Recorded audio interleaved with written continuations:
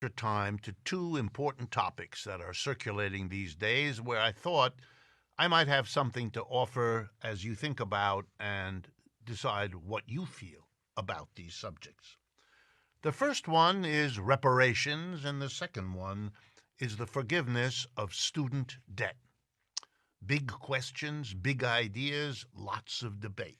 Let's start with reparations. The pressure here comes mostly from the African American community, and the argument runs roughly as follows. Unspeakable damage, including death, was visited upon the African American people who were forced, often against their will, to leave their native Africa and come to the United States to serve entire lives as slaves, where they were badly treated, badly fed, separated family members from one another. You know the story of American slavery. And so the argument is they are owed reparations.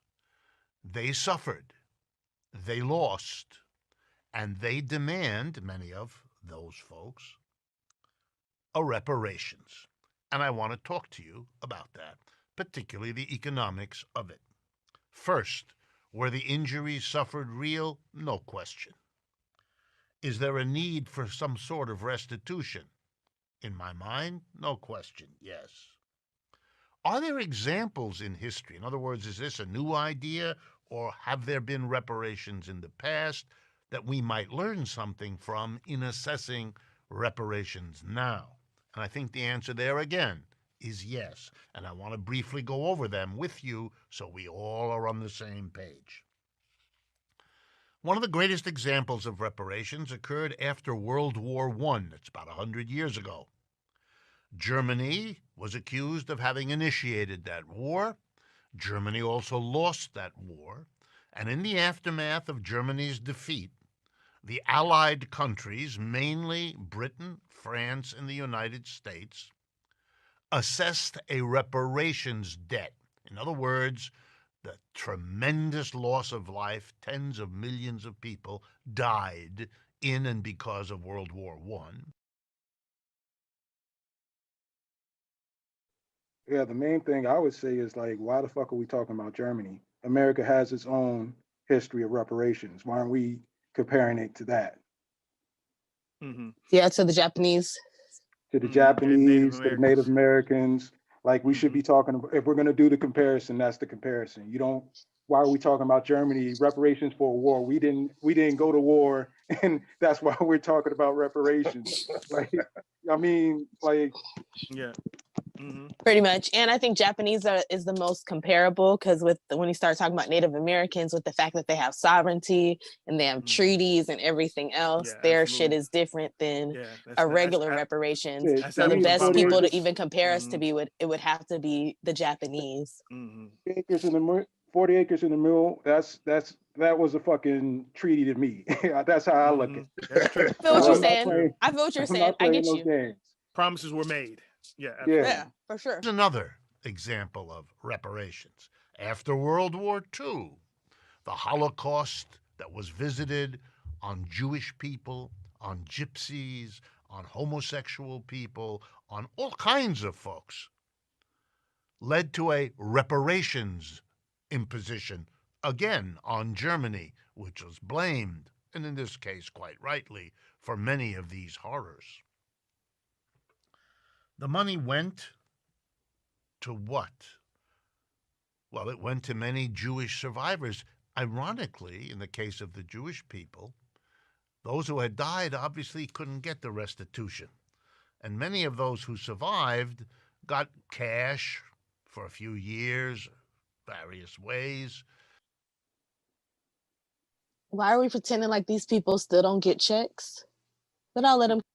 Mm-hmm. Let them cook. But it didn't fundamentally alter much in the lives of those people. Some. Israel.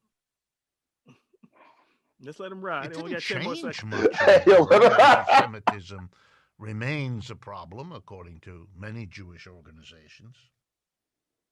We gave Jewish people reparations, and nothing good came of it. Because the thing about it, if you look at you feel me, the wealth level of Jewish Americans in America, I mean, it's I mean, if you really single them out as a group, they're a very wealthy group. That even though people say anti-Semitic things about them, they say a lot of things. They own things. Yeah, we They can't. own And that's things, crazy. man. We can't even say. I mean, I remember when they fried Norman Finkelstein for saying that. He said, They do. Norman Finkelstein said, I don't think it's controversial to say that many Jewish people are very wealthy. That should be uncontroversial. And if you want to stay away your from name that, is Norman exactly. Finkelstein, everything is controversial. But go ahead. That's right. Exactly. Mm-hmm. So if you want to stay away from them, all right. So guess what though? White people really hate Muslims. They hate motherfucking they real shit like, oh, you 9/11 Muslim terror attack. But they don't. They're not killing Muslims in the streets like dogs, like they kill us. Like they're not locking up Muslims. They're not locking up brown. They're looking up Middle Eastern people. They're not locking. They're not. It's real shit, like real. They're not doing it when they come from West Bank. They don't live like they do in the West Bank. They might just call you, oh, you fucking Muslim, but they're not killing them in the street. They're not denying them loans. They're not doing those. Is different. You know what I mean? It's levels to this shit. And I think that Richard Wolff is failing to I think that he's purposely failing to understand this shit. Purposely. So I got to say about this motherfucker. He getting on my nerves. I used to listen to this motherfucker. He getting on my fucking nerves right now, bro. What's up, Mud? Bro. Yo, to add on to that, even at the height of 9/11, we weren't seeing like Muslims getting shot down in fucking streets. Like that was not a thing. Nope, sure wasn't. You saw a handful of people. I remember that one Sikh guy that got caught out there. More recently, there's an Indian guy in North Alabama that got slammed, and that cop got fired immediately. I remember that. Yeah, I remember that. Dude, he was on his ass. That cop, by the time that motherfucker hit the ground, that motherfucker job was gone. That motherfucker he didn't restart his breathing yet. That motherfucker job was over. So he took him up top. That shit was like, you fired. He's like, oh no, boom, slammed his ass like. Yeah, but you got it. But that area of North Alabama, I can't say this area. That area of North Alabama, has the highest concentration of post-grad degrees in the country. Yep. So they fuck with the right one. Yeah, exactly. So that's it's kind of a enclave in Alabama because some Negroes, you never know who or what they're connected to. You know what I mean? Because some of these Negroes running around here got some loot. You know what I mean? They got these good old government jobs. They got money. Got some retirees that are double dipping and the center of power of our own. Right? If we had an anti-defamation league that could get out there and has damn near unlimited funds to sue people, we can get some respect around this mom. Fucking right.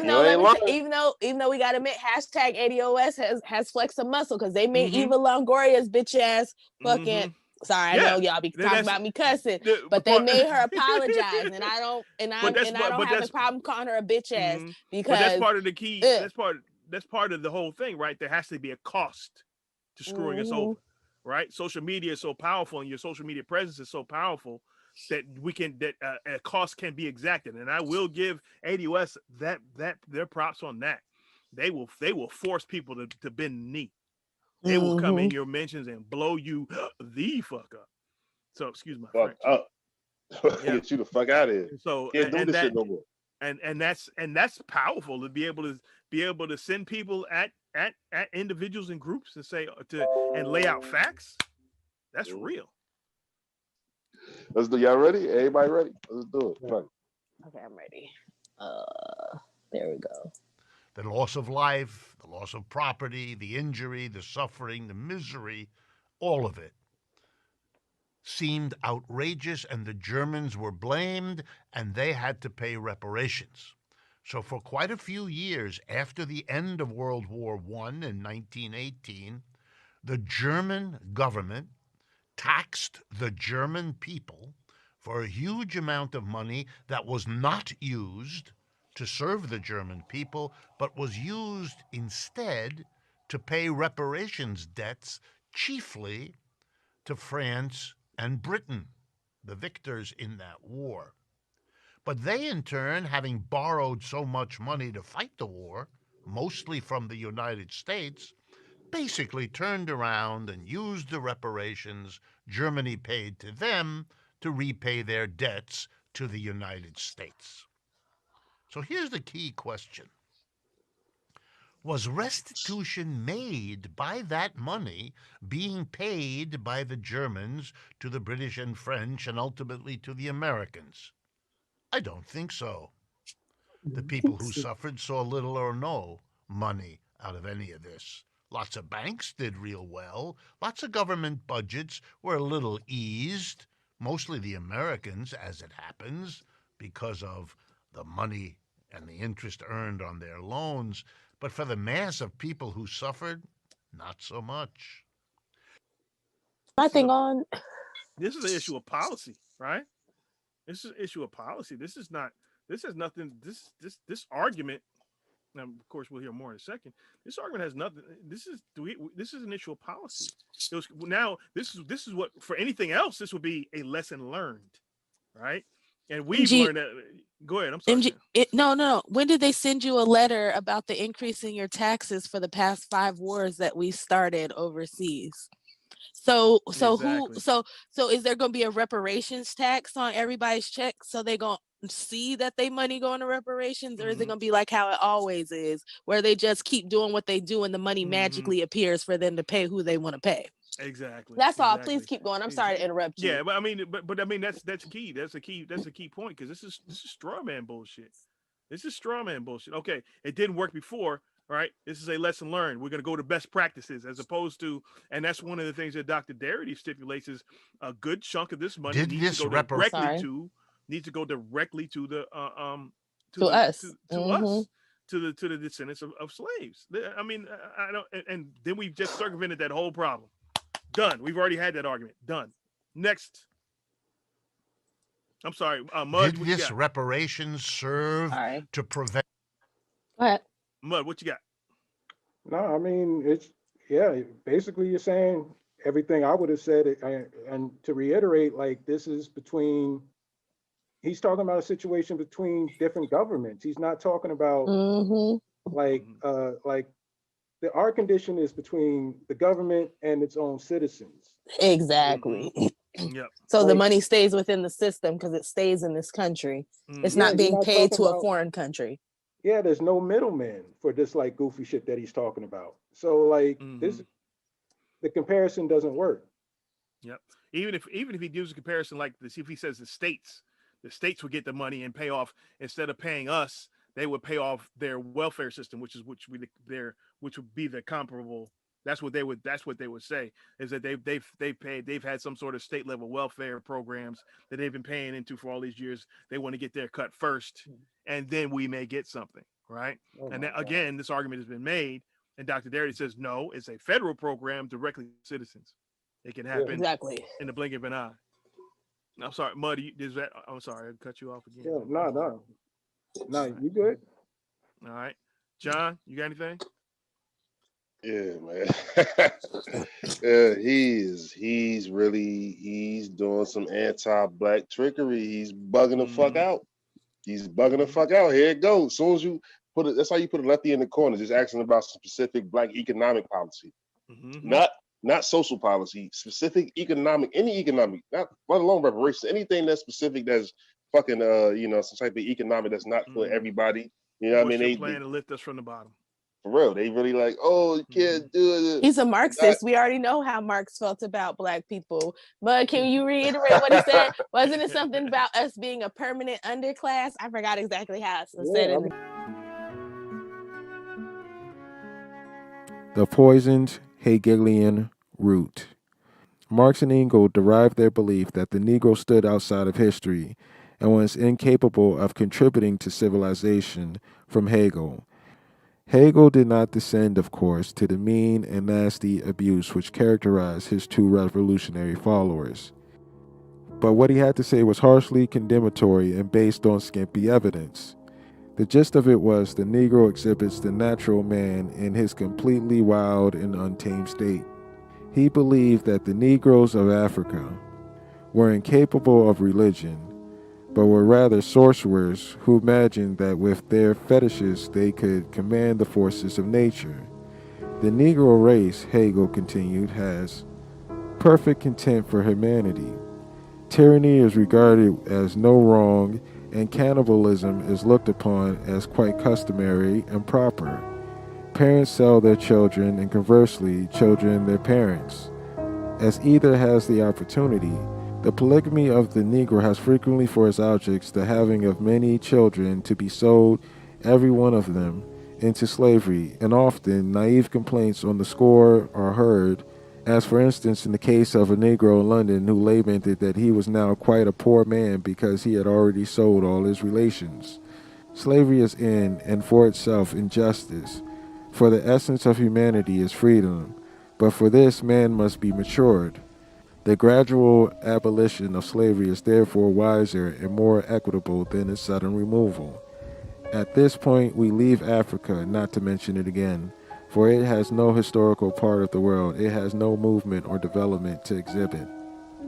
Marx and Engels apparently accepted Hegel's conclusions about the relationship of the Negro world to civilization, although they obviously did not relate to the ahistorical condition of the Negro world to a lack of consciousness of God. Hegel himself is unclear, probably deliberately so, about the reasons for the Negro being frozen, as he sees it in the savage and brutish stage of natural man. Marx champions Negro slavery. Marx spent a large part of his life writing diatribes against fellow revolutionaries who had the impetus to differ with him. When Pierre-Joseph Proudhon, probably the leading socialist thinker in France at the time, published a book called The Philosophy of Poverty, Marx immediately replied with a vitriolic rebuttal entitled Poverty of Philosophy, 1847. Proudhon had been childish enough to advocate the emancipation of Negro slaves in the United States. Marx answered contemptuously, "Without slavery, North America, the most progressive of countries, would be transformed into a patriarchal country. Wipe out North America from the map of the world and you will have anarchy, the complete decay of modern commerce and civilization. Abolish slavery and you will have wiped America off the map of nations." What Marx was saying, in effect, was that Negro slaves were needed to produce raw cotton. Cotton was the basic raw material of modern capitalistic industry. Therefore, Negro slavery was necessary to the survival of America and to the survival of modern civilization. The first thing that is interesting about this quoted paragraph is that Marx again makes it abundantly clear that he has no interest whatsoever in the fate or welfare of Negroes. The second point of interest is his preposterous predictions. If slavery were abolished, America would become a patriarchal country. What does that mean? A nation of primitive shepherds, perhaps like the tribes of the Old Testament patriarchs? Evidently, Marx actually believed the emancipation would wipe America off the map of the world. America would cease to exist as a nation. The video. Yeah, basically, the idea was to essentially have the same thing that happened to us, where we became sharecroppers. If they had won some revolution over here, we would have just been sharecroppers while white immigrants, European immigrants, would take over the country. Mhm. Yeah, man. So basically what I'm saying is basically, first of all, Mud, Sam, y'all motherfuckers ain't lying. That's a damn shame. This is what he's trying to do. He's really trying to downplay, he's trying to relinquish, he's trying to downplay our whole justice claim, because he's saying that, you feel me, the reparations money that went to Britain and France was kind of used by the government, and he's saying that the Jewish citizens of those countries, you feel me, of Britain and France, the Jewish citizens of, feel me, did not receive. You're lying, bro. You're fucking. Why you doing this? You lying right now. You're fucking lying, bro. The fuck are you talking about? And we live in the United States, so at the end of the day, it's like they all went to the United States, yeah. Because at the end of the day, at the end of the war, we came up on top. So we should have been we should have paid reparations then. And basically, you're just making it like, yo, damn, they should have been paid reparations, because you got Branson. You're saying that Germany, first of all, Germany didn't really have no fucking money. So you're saying all the debt, basically, they put themselves in a further debt paying off Britain and France. And Britain and France did not give the Jewish citizens of the fucking country, the survivors of the Holocaust, fucking reparations money. Like, it wasn't allocated. It was oligarchs. They probably was playing games with the money, but nigga, I live in America. What you talking about? You know what I'm saying? Like, he bugging. He's talking about World War I on this one. You talking about World War One? He's still bugging. You talking about World War One? He's still. I ain't like real shit. The thing about it, real shit. Then we got the Roman 20s out of the road. Every time we jumped in the World War, we jumped out on top. So you talking about the Roman 20s now? You still bugging? I don't want to hear that shit, man. We have a conversation.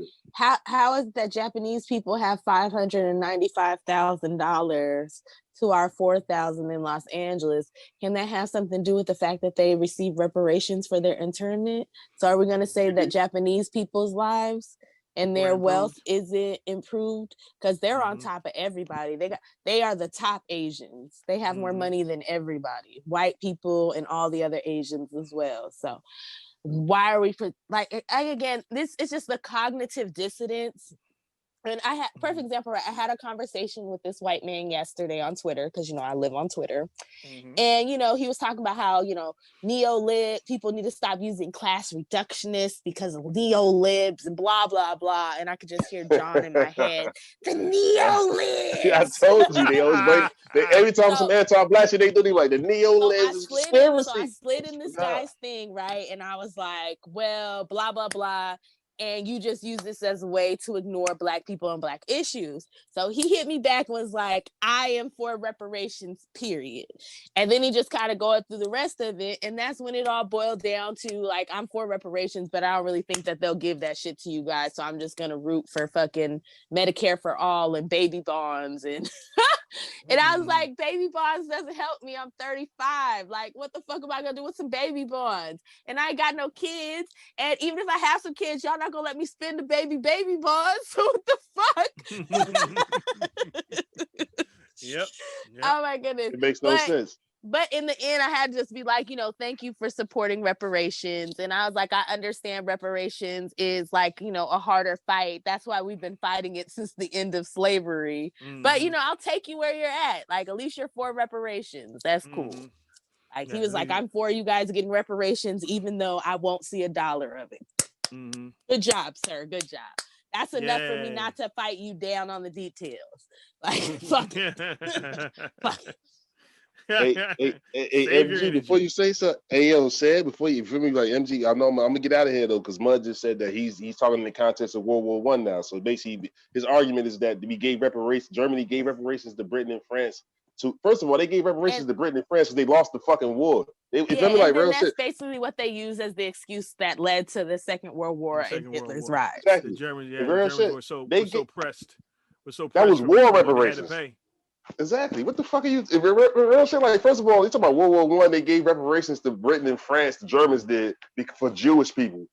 Maybe it was a carve out, but that was war. They lost the war, so they had to pay for the cost of the war. Yeah, but, that wasn't reparations for Jewish people.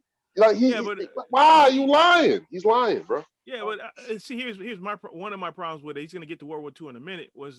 Is that when World War II, the Marshall Plan, we spent more money on getting Europe back in shape, especially Germany and Japan. We spent we fucked Japan up with two nuclear bombs. Yeah, we the Marshall Plan spent a ton of money getting people fixed that we went to war with. You know what I mean? So we can spend money to get people right. We just won't do it for Negroes. That's it. I'm sorry. Listening to Reset Race, you're now tuned in to Reset Race. You're listening to Reset Race, you're now tuned in to Reset Race. What? Put them back on the grill again. We grilling them. Put them back on the grill again. We grilling them. Put them back on the grill again. We grilling them. Back on the grill again. We grilling them. You're listening to Reset Race. ADOS need reparations to make America great. You're tuned in to Reset Race. We no longer starving while others eat off our plate. No. You're listening to Reset Race. We focused on our justice claim. We know what is at stake. You're tuned in to Reset Race. You'll find out who really about justice and really who fake. Lineage go back to U.S. Southern plantations. Lineage, Jim Crow and mass incarceration. Redline and lynchings. We are old from this nation. You're not about justice if you ain't for reparations. MG the wise one. Cousin Mother intellectual. Samantha bringing fire. Anti-black. We pressing you. No permanent friends and no permanent enemies. The backbone of the country. The win. You need our energy. You gon' see. Listening to Reset Race. You now tuned in to Reset Race. You're listening to Reset Race. You're now tuned in to Reset Race. Put them back on the grill again. We grilling them. Put them back on the grill again. We grilling them. Put them back on the grill again. We grilling them. Back on the grill again. We grilling them. You're listening to Reset Race. ADOS need reparations to make America great. You're tuned in to Reset Race. We no longer starving while others eat off our plate. No. You're listening to Reset Race. We focused on our justice claim. We know what is at stake. You're tuned in to Reset Race. You'll find out we're really about justice and really who fake. Until you do right by me, everything you think about is gonna crumble.